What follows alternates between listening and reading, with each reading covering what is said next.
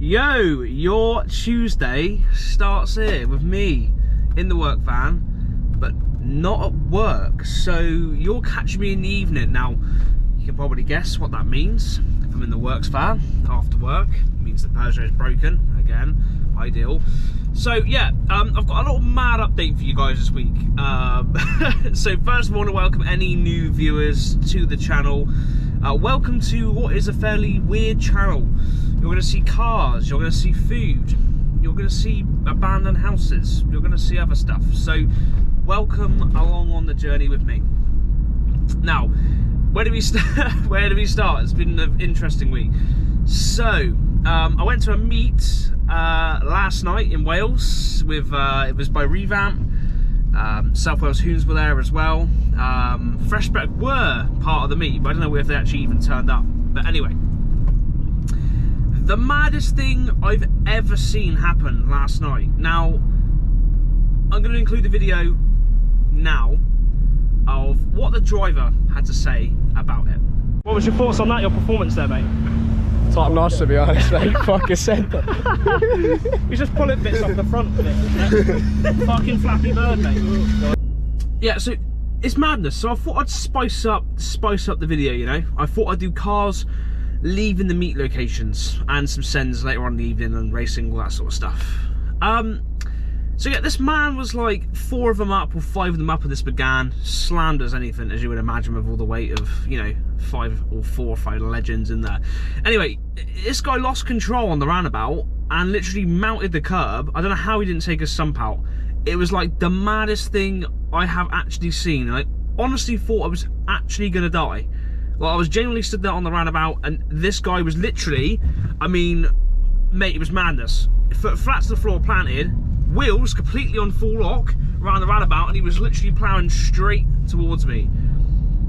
Like, it was madness. I've never seen something like it. An absolutely mad video. So that will come this week. I've got to edit that. Obviously, there's a lot of cars leaving, doing some skids, all that sort of stuff from that meet location. Now, that video has been cut short. Now, do you want to know why it's been cut short? Thank you.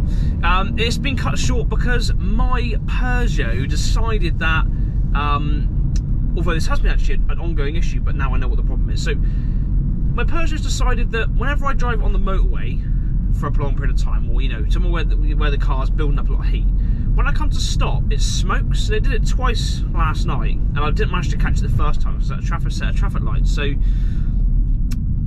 I got to the location, the turbo was red all. And I looked down, there's all this steam coming out, and basically the heat shield on the turbo has sat on the coolant pipe and has burned the rim of the coolant pipe where it fits onto the flange. So it's not a serious leak, but it's enough where you could do 100 miles and you can see, you know, you have lost coolant. So basically, my heat shield burned through my coolant pipe for my turbo. So I got to the second location eventually, after obviously staying behind at the first location and getting that masterpiece of a Renault and all the rest of it in the video. I got up there and I then had to wait for the engine to cool down and play around with it all by the time everyone had left, and I went home. So the video was cut short, which is a shame. So you will see that Revamp cars leaving the meet video. It's only very small, but you know, you've got a good selection of cars on there, and that Megane is worth the watch. So yeah, yeah, not ideal. So the RCZ is sat on the drive. So over the weekend, I was up in Wales, hence why I went to the Revamp meet. We did a little bit of paint work on Kirsten's car, which will come in a video soon, as well as painting the arches and the front grille on the RCZ, which will also come in a video soon as part of the instructional video of how to remove the roof arches as well. So that was also done that weekend, and I think for last week that was about the only highlights. It's been quite chill for a while because I'm not doing as many meets anymore. I am doing other things. Oh, what the, really?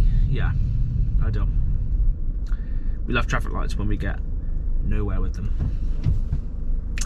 Yeah, so yeah, not a lot's been going on, but moving into this week, I have got to fix the RCZ. Obviously, I've got a pipe coming, so we're all good with that. But this week coming, I'm down at my family's and I've got a weekend down there, so I don't know whether I'm going to do any videos. There's definitely probably not going to be anything car related unless my car blows up, which it probably will, or anything like that. I don't think there's going to be any video made, but there might be a video made. I don't really know. But what I can say is I do have a fresh spec video from like 2 months ago that I still haven't done. So that fresh spec video will be made and will be publicised on that weekend. So this weekend coming, you will have that video. I have got the revamp video to do, and I've got a couple of videos on the RCZ to come as well. So there are some videos to come this week to keep you guys entertained, and maybe over the weekend I might do a few challenge with my family, or maybe a restaurant review.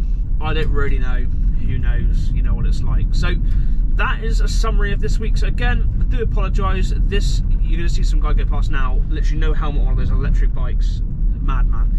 Yeah, so I do apologise again. It's just a bit of a calm one, but you know, we've got Coombe coming soon, we've got a big link up at the end of the month, and then we've got some meets happening all the way through the summer. So there's a lot more to come to the channel. So I do appreciate you guys hanging in there, having to watch videos of my RCZ. So there is more to come. Yo, well, peace out, welcome to my haul. If that's what you like, then I maybe should change my tone on the YouTube channel. So this is my weekly update, but you know, I'm going down the shop, picking up some bits. I've gone a bit oriental. I'm enjoying rice at the moment. So what we're going to do as part of my weekly update is we are going to look at what I bought on my haul for my stir fry. So I'm going to head to the shop, I'm going to go and get some goodies, and I'm going to come out and I'm going to show you what I bought for this week's stir fries. So let's get on down that flipping shop and go and get some goodies.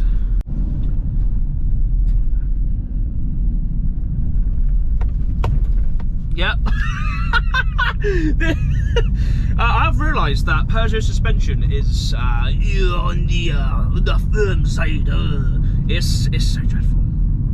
Like, the thing was, I had the Jag, yeah, and the Jag was a gentleman's whip. You know, it was on IVAC springs, but double wishbone suspension, a whole step above this Peugeot. Now, this Peugeot's pretty spine shattering.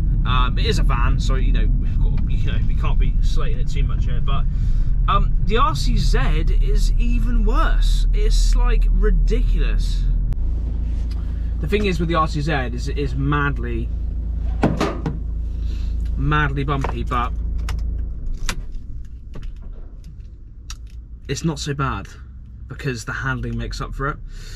Whereas this van is like, it's almost like you're driving in a shopping bag, i.e. you're the shopping in the bag, and tell you what, when you come to a corner, you don't stay in one place. You know, when you go shopping, you try and like stack your bag in the car, and it's like, you know, in the good position. You know, you hope your oranges aren't going to fall out. You know, your Tampacks, whatever you buy. I don't buy Tampacks, so it's just an example. You know, you just end up looking like the inside of your shopping bag when you get back. So that is just to summarise the Peugeot van life. You know, it's bumpy. No wonder I have such an issue with a stiff ass back, and that's not from other things, by the way. Yo, welcome back to my haul. Fuck all those people that do that shit. Like, grow up and just talk like a normal person. No one gives a shit about your haul.